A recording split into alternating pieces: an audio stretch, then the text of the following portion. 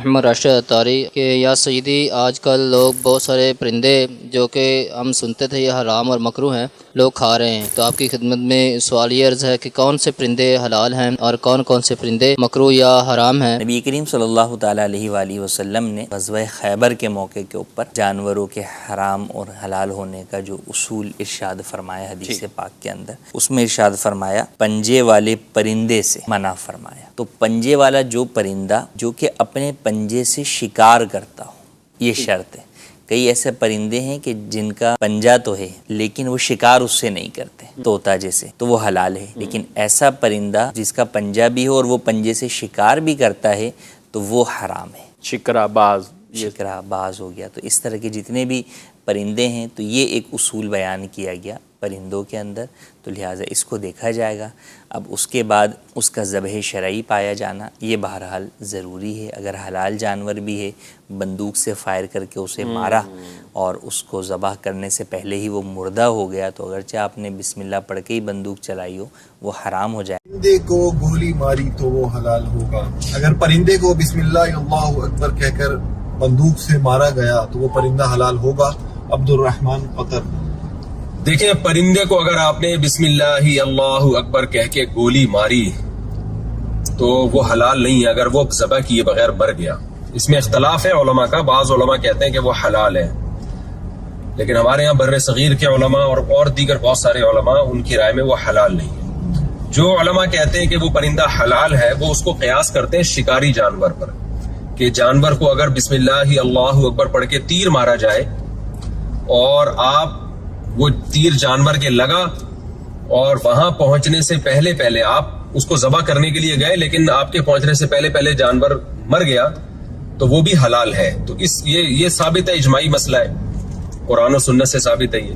تو اسی پر بعض علماء نے قیاس کیا ہے، انہوں نے کہا کہ بھائی جب تیر مارنے سے حلال ہو جاتا ہے تو گولی مارنے سے بھی حلال ہو جاتا ہے۔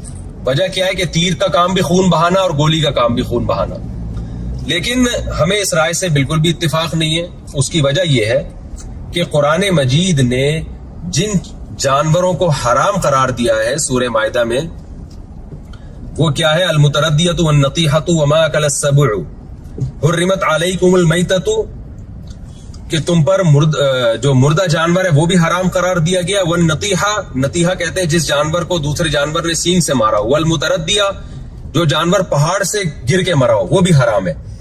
تو یہ تمام جانور جو چوٹ لگنے کی وجہ سے مرے ہونا، وہ تمام قسم کے جانور حرام قرار دیے ہیں قرآن مجید نے۔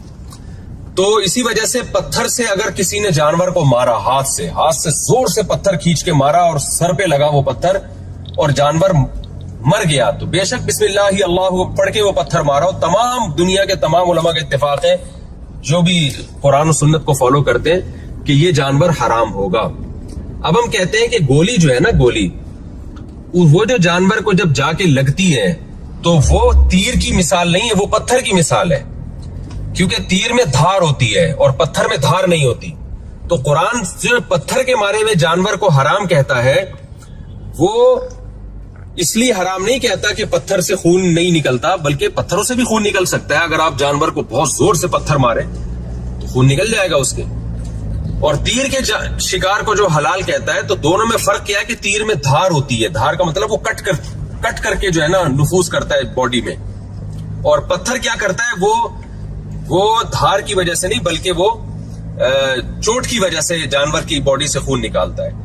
تو اصل حلال و حرام کا مدار اس پہ نہیں ہے کہ جانور کا خون نکل رہا ہے کہ نہیں نکل رہا، بلکہ یہ ہے کہ جس چیز سے آپ مار رہے ہیں وہ دھار والی ہے یا نہیں ہے، اس میں بلیڈ ہے یا نہیں ہے آگے۔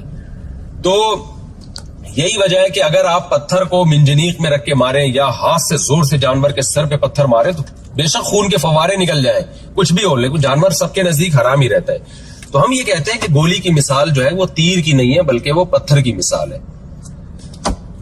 ہاں یہ ضرور ہے کہ پتھر کو تیز مارنے کے لیے آپ نے ایک آلے کا استعمال کیا، بندوق کا استعمال کیا ہے، تو وہ جو جانور کی باڈی سے خون نکلتا ہے وہ اس لیے نکلتا ہے کہ وہ پتھر آپ نے اتنی اسپیڈ سے مارا ہے کہ وہ اس کے آر پار ہو گیا ہے، تو اس سے کوئی فرق نہیں پڑتا، جانور بدستور حرام ہی رہتا ہے۔ ویسے بھی گوشت میں اصل حرمت ہے، جب تک اس کے حلال ہونے کی یقینی دلیل نہیں ہوگی اس کو حرام ہی سمجھا جائے گا۔ تو ہمارے پاس تیر سے جو شکار ہوتا ہے اس کے تو حلال ہونے کی یقینی دلیل ہے، جو گولی کا شکار ہے اس کے حلال ہونے کی یقینی دلیل نہیں ہے، بلکہ وہ پتھر کے زیادہ مشابہ ہے. تو جب تک یقینی دلیل نہیں ہوگی ہم اس کو حرام ہی کہیں گے. تو ہاں کوئی ایسی گولی ہو جس کے آگے دھار ہو، بلیڈ ہو، یا تیر جیسی نوک ہو اس کے آگے، بہت گہری نوک ہو، اور نوک کی وجہ سے وہ جانور کی باڈی میں گھس جائے، تو پھر ایسی گولی اگر کوئی بسم اللہ اللہ اکبر پڑھ کے چلاتا ہے تو ایسی گولی سے اگر آپ جانور ذبح نہ بھی کر سکیں، پہنچے وہاں پہ لیکن پہلے ہی مر جائے، پھر ایسی گولی کا شکار حلال ہوگا. لیکن آج کل جو گولیاں آ رہی ہیں وہ آگے سے تھوڑی سی گول ہوتی ہیں، ان میں نوک نہیں ہوتی آگے. تو اس لیے اگر آپ بندوق سے شکار کر رہے ہیں تو جانور کو آپ کو ذبح کر کے کھانا پڑے گا. اگر آپ نے جانور ذبح نہیں کیا اور آپ ذبح کیے کرنے سے پہلے وہ مر گیا تو پھر آپ کے لیے وہ جانور حلال نہیں ہے. بہتر ہے نا تیر چلانا سیکھ لیں. پرتغال کے ڈرامے دیکھ دیکھ کے تو لوگ تیر انداز بن گئے. چلو بھائی. گالی دینے سے